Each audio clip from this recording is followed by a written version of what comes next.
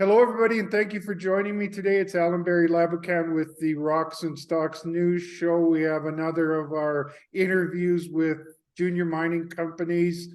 In this case, it's Timberline Resources, which is a gracious sponsor of my reports. And we've got Patrick Highsmith on the line. How's it going, Patrick? Very well, Allan. How about yourself? I'm doing great. Patrick, I've been putting out a lot of content lately and talking about with everything that's going on with the banking crisis and the inflation, that I think investors out there would be wise to protect their money with gold and silver, and to really get torque and try to grow your money. Gold and silver stocks are the place to be, because we're climbing that wall of worry, and the mining stocks in precious metals are still insanely cheap. What do you think of that analysis, Patrick? For sure. I mean, we've been seeing it coming. It's been sort of rumbling up to a boil, and the banksters keep sort of smacking it back down. And who knows what's going on with shorts and other things in the gold market. But boy, it feels like the tide is rising, and they're not going to be able to stop it. And of course, when we see any instability in the banks, that's a signal. And I think we've been seeing people responding to that signal. And of course, the equities are going to lag that. What we do is the real leverage to the gold price, of course, to go explore for it and discover it.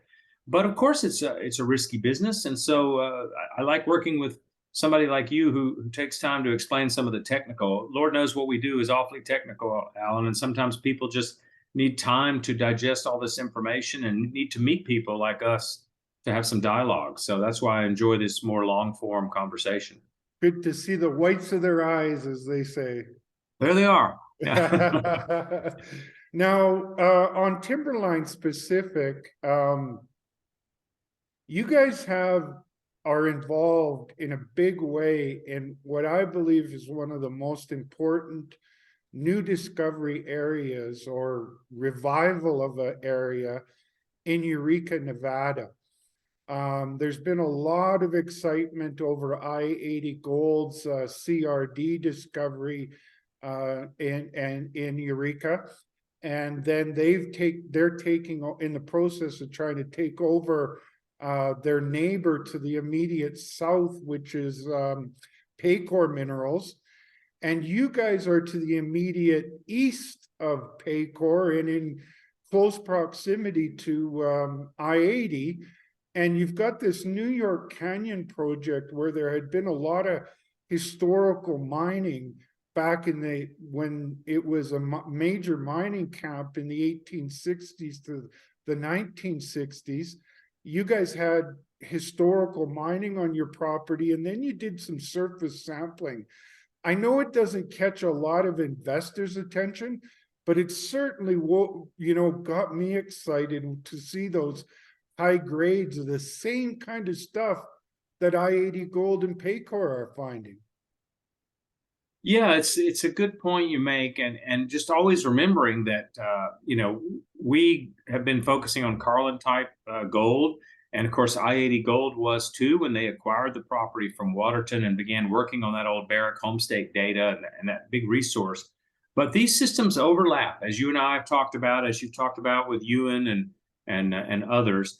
And yeah, anytime you get though these types of systems, this carbonate replacement deposit type of mineral deposit with grade like this. These silver grades, we reported in our news release a few weeks ago, silver grades of 750 grams per ton, 555, 558, numbers like that at surface in an area of historical patented claims that were not drill tested in the modern era. We had to consolidate these. The grade, I think, really gets people honing in on it, Allan, and then we geologists have to figure out, how does it all fit together? Yes, we want to drill that grade, and as we've announced, it'll be the first place we drill this year at New York Canyon. Should be drilling there, I think, in April, later in April, Allan. And it's because we have that grade at surface. But of course, as we said in the press release, there's also 55 grams per ton gold, 32 grams per ton gold in the same rocks, the same setting. And when we look at the chemistry, it's pretty clear that there's overlap. Again, we have the CRD system, and then separately, Carlin type gold kind of coming in over the top. You just wouldn't see 55 grams per ton gold with high thallium, high antimony, high arsenic if there weren't also Carlin type gold there. So, and you know, we're miners, we're explorers, we're miners. Ewan's more of a miner than we are. We're more of an explorer, but the concept's still the same. If you can extract it from the ground at a profit, then it's an ore, and that ore can be dominated by gold or silver or both. And we got to get out there and drill these results to start continuing fitting the puzzle together. Allan, what exactly do we have here? Well, we got high grade at surface that hadn't been drilled, so let's start with that. You know. Well, So, you've got the right pieces of the story. What makes the I-80 Gold and Paycore discovery so impressive is that, yes, they've got those CRD metals of silver, lead, and zinc, but then they've got this high-grade gold overprinting, which makes that pretty special rock. I talked to Ewan one time at I-80, and sorry, he was mentioning that if you look at the in situ metals value in the rock, you're looking at anything from $1 to over $5,000 per ton. You don't need a lot of that kind of material to have a very profitable mine, and your sampling and evidence from the historical drilling certainly says that you got that same kind of potential in close proximity. that's right. We think we do, and nice to have an undrilled target at surface to be launching our drill season with this year. And yet we've also elsewhere in the district, I would say that Eureka is getting a bit of a name for grade, not just in the silver that we're talking about here, but the Carlin type gold we were drilling at Waterwell last year, and we'll do some more work around this year. And yet there are also these sort of enigmatic lower grade oxide resources that Ewan reports from I-80's project there at Mineral Point, I think they call it. And also down at Lookout Mountain and Windfall in our district, we have both historic production and some resources down there. And I think this is just part and parcel of these big systems, Allan. That, you know, different host rocks, different level of exposure. Obviously, the geologic time piece of the puzzle. But you know, the CRDs came earlier than the Carlin.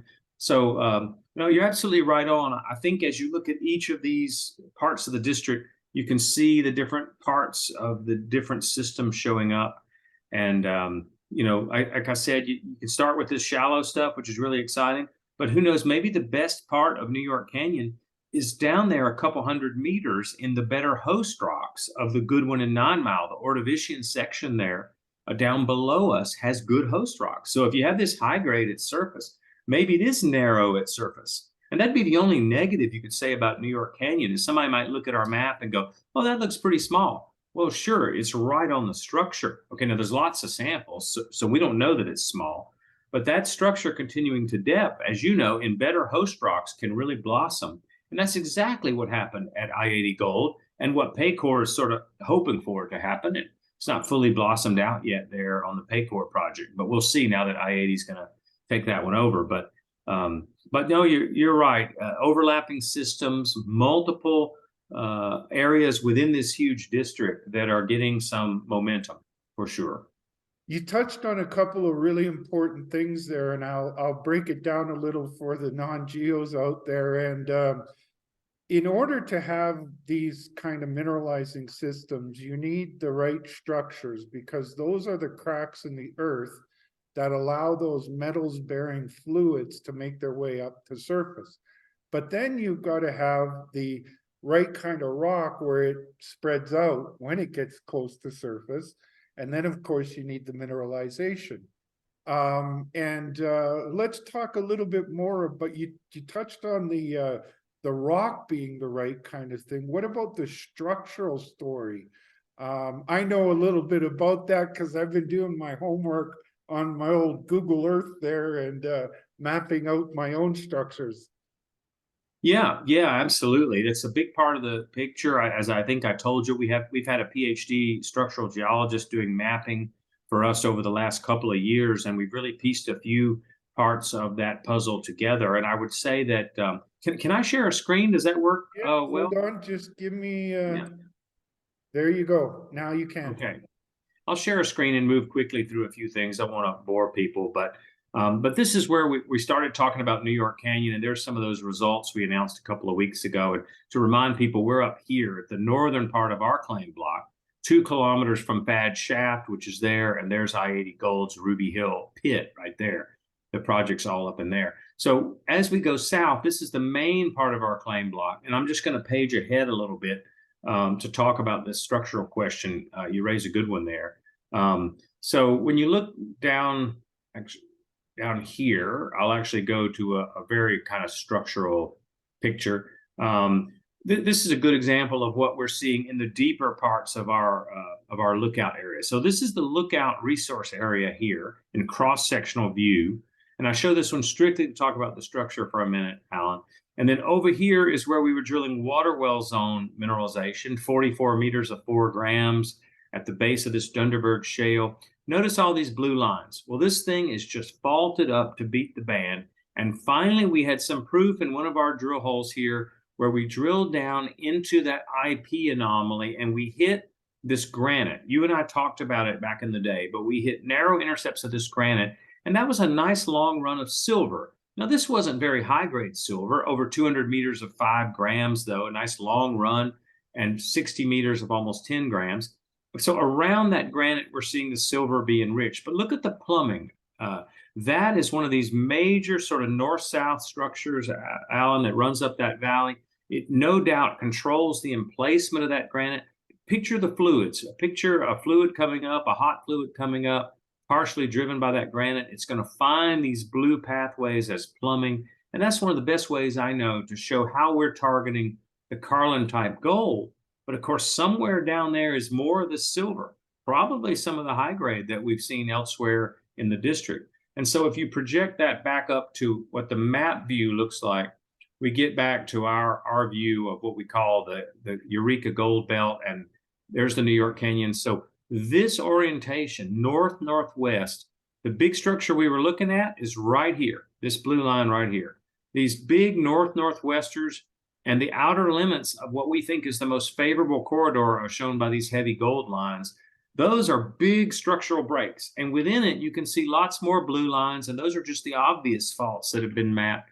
Just literally dozens and dozens of these faults that can be controlling this stuff. So in actual fact, something up at New York Canyon is probably related to the same structural system we have down at our windfall target, which flows right on through into the Fad Shaft area and up to Eureka. Similarly here, the Lookout Mountain stuff coming up like so. Big structural corridor, probably coming in more on the western side of I-80 Gold's property up here. So it is a big structural corridor, and that's really plumbing. And you and I know where the big trends in Nevada are big structures. And I notice on your New York Canyon, there's 3 sort of northwest to southeast, and then coming off of the Fad area, there's another one, and it goes up towards those 3. Yeah, oh yeah, that's right. I mean, if you get down here, there's actually quite a bit of detail. There's New York Canyon. This is the area we'll be drilling in a few weeks, clustered around these high gold values and these high silver values on patented claims in here. But these northwesters have been mapped since the 1930s. Allan, we've known they're there, and you can see a number of the high-grade samples are associated with these. Right in here, we don't have a big northwester mapped, but we do have lesser, little northwester faults. And this is mapped by our young structural geologist here. And right in there, we see a concentration of those red, those warm-colored triangles, which tell you high-grade rock chip results. And you've got that larger regional one that cuts right beside those secondary ones. That's right. There's a huge regional structure, which we don't even spend any time with, that occupies right in here, actually. These are Cretaceous rocks here, these brown rocks. Allan, so there's actually a huge, big regional structure running up like this that's brought in these Cretaceous rocks here. So the good stuff much deeper on this side of the fault here. But nevertheless, these structures, you're not far away when you're up here. Zoom back out here. Here sits the Fad Shaft over there. probably has a similar structural setting with multiple intersecting faults. And some of these northwesters are probably headed right over onto that trend that runs up into the I-80 And they land meet position. that regional one that could be the primary track, but the secondary ones are really important as well. That's right. That's right. And plumbing, plumbing, plumbing. You know, we all learned that in university. It's about plumbing for these fluids. And there's a lot of that plumbing here in the Eureka district. So New York Canyon, you guys must be pretty excited about it because you're getting ready to drill it. Your first drill holes this year will be in the New York Canyon area.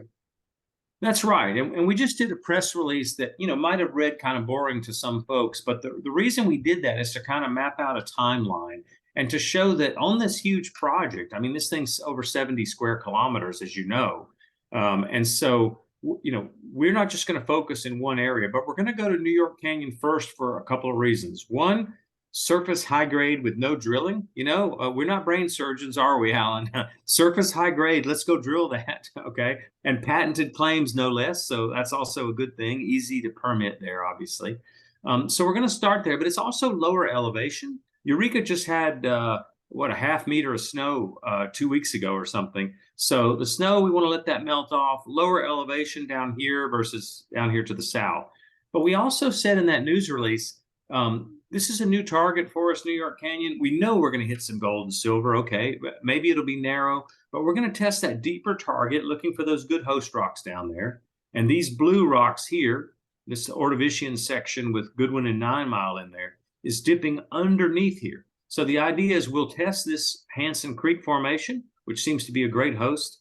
We'll try to test these structures, and where these structures cut through this blue unit, which is down there, maybe only 250 meters deep, is another good place to test.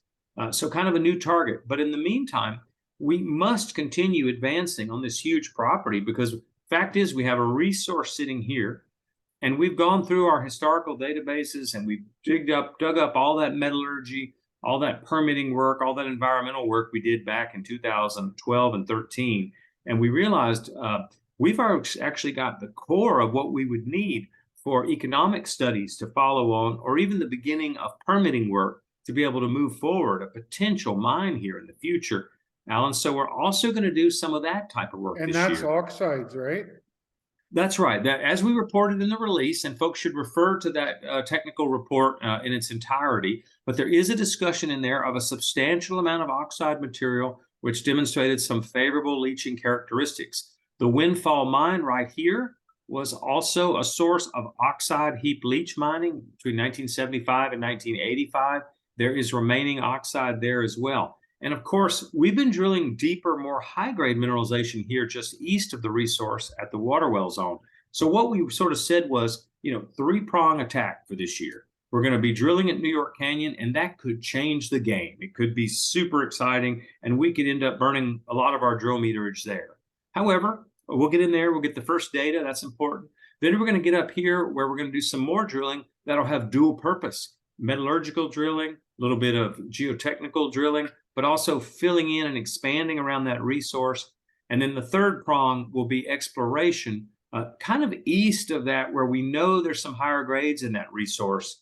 And there's a map that shows that here. I'll just page down a little bit. That cross-section you had earlier is a really exciting thing for me because everything, all the rocks and all the structures and all the mineralization is pointing towards the east, where you got that massively big geophysical anomaly. And that thing sticks out like a sore thumb to me, just begging to be drilled, because that could be the heat engine for all the mineralization you're seeing in the resource. That's right. That's right. And I was just going to go back to this map because we named some of these areas we're talking about in a little more detail. So there's that geophysical anomaly. Here's the resource. Okay. This is what we call water well east. So everything is telling us to go a little bit further east again and a little bit southeast. So this blob in here is going to see some drilling, but you know, that's a little bit deeper. So again, we're going to balance inexpensive RC drilling at surface up here in the resource area. The New York Canyon, pretty deep, pretty shallow target as well. And we're also going to mix in go for the high grade stuff down here. We pointed out in the news release, for instance, there's a hole down here in the southern part of the resource where there's very little drilling. And we hit a nice long run, 61 meters of 1.5 grams. And almost all of that is oxide, Hamburg, dolomite. But look how little drilling there is. There's a cluster of high grade there and here, but no work to the east of it. So if you consider the water well zone success here, and you look for a repetition of that, and then, of course, as you say, continuing down into this valley here with this huge IP anomaly is, here's the northern end of what may be another one, and we don't have data to the south of it, Allan. So this whole structurally controlled corridor has IP blob after IP blob indicating probably sulfides, probably supportive of there being more plumbing up and down this valley here and more system down there. So if it's really so much to do that we just had to focus it into those three areas that we're going to focus on. New York Canyon, here at the Lookout resource area, we got extensions to test of that. And then, of course, the higher grade stuff that we've been hitting. But of course, drilling holes that deep burns up your meterage. Drilling more core burns up your budget. So we've got to balance all of that stuff. And it's just the complexity of having really a big company project in still a small, pre-discovery valuation company like Timberline. Earlier you mentioned that New York Canyon could be a game changer. I think that IP anomaly could be a game changer as well, because now you would start to understand the entire mineralizing system.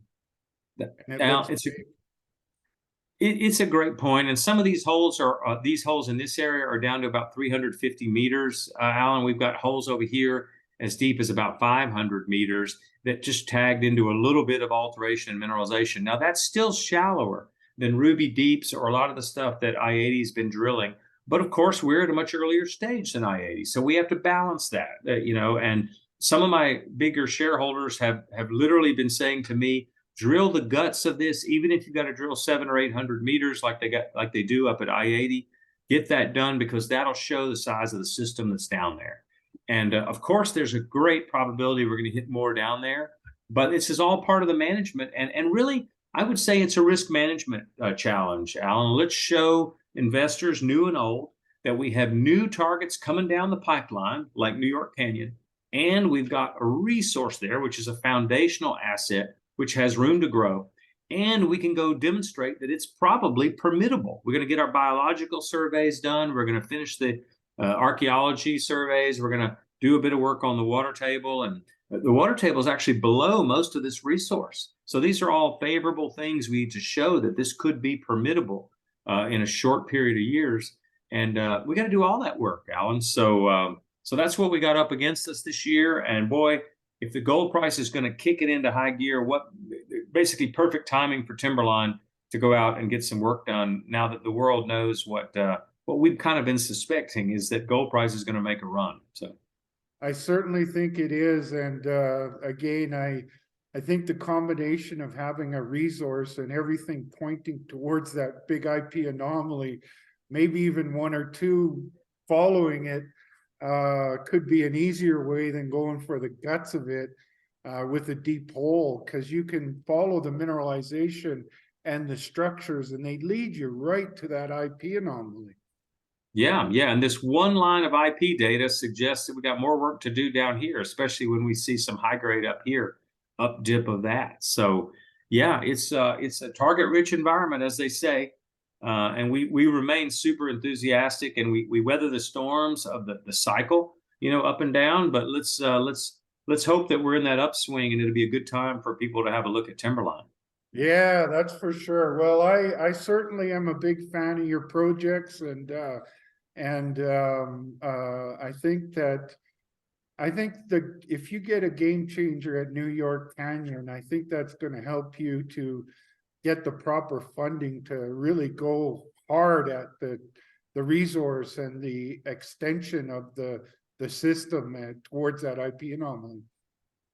Yeah, I think you're right. I'm sure if you were sitting on $5 to $10 million, your risk reward scenario would change dramatically. Yeah, that's right. And we have to manage. We're used to it. We've been in this business a long time. you manage the market just like you manage your exploration program. And so, one of our strategies we employ is, tenements, team, and drilling. And you make sure your tenements are you got the land, and look at the land. We just added these valuable patented claims up at New York Canyon at a very modest expense. We've got this huge land block. This team's been together for a long time, and we've got the core of that really rock solid. And of course, we've got really supportive and high quality drillers in Nevada who are raring to come back and get started. So those are three key ingredients as far as we're concerned. And then you adapt the budget and the program to the budget, and that's how you get work done. And we're ready to do it. It'll be a great year in Nevada this year. Yeah, I think this is a real breakthrough year for gold, silver, and I think it's going to be a breakthrough for you at New York Canyon, and also down at your resource and following that to the east. Well, we hope so, and that's why we're here. We believe the same. Awesome. Did you have any closing comments, Patrick? Well, I would just say it's that time of year where the drills are getting ready to turn. We had a real winter in Nevada this year, so we're starting a little bit later than we thought we would. I'd hope to be out there by March, but that's why we put that work program news release out every year so people can see what's coming. And by all means, get over to our website, look at our news releases, our technical report on the historical resource there we've got. But also stay tuned, because we expect it to be a busy year, and it's a hot district with all the activity going on with I-80 and Paycor, our neighbors there just to the north of us at Golden Lake. And then even across the valley, Caliber Mining over at the Pan Mine having some success over there. So it's a hot part of Nevada to be in the central eastern part of Nevada these days. Battle Mountain Eureka. Got to write that Caliber down. I'm a big fan of this area, and I really think that I-80 Gold has some special stuff to come out not too distant future. And I just did an interview with Ewan a couple days ago, and I've known Ewan for 20 years. We've been doing interviews for about that long, and I honestly have never seen him so excited about the current work, and especially relating to that CRD, Bonanza CRDs that they have. And I can't wait I think a lot of investor attention is about to come to that immediate area, and you guys are very well positioned with New York Canyon and about to put the truth machine to work with your drilling. Absolutely. That's what we'll do, and we'll apply good science and get out there and drill it and report back, and happy to have more geo discussions as the data comes rolling in.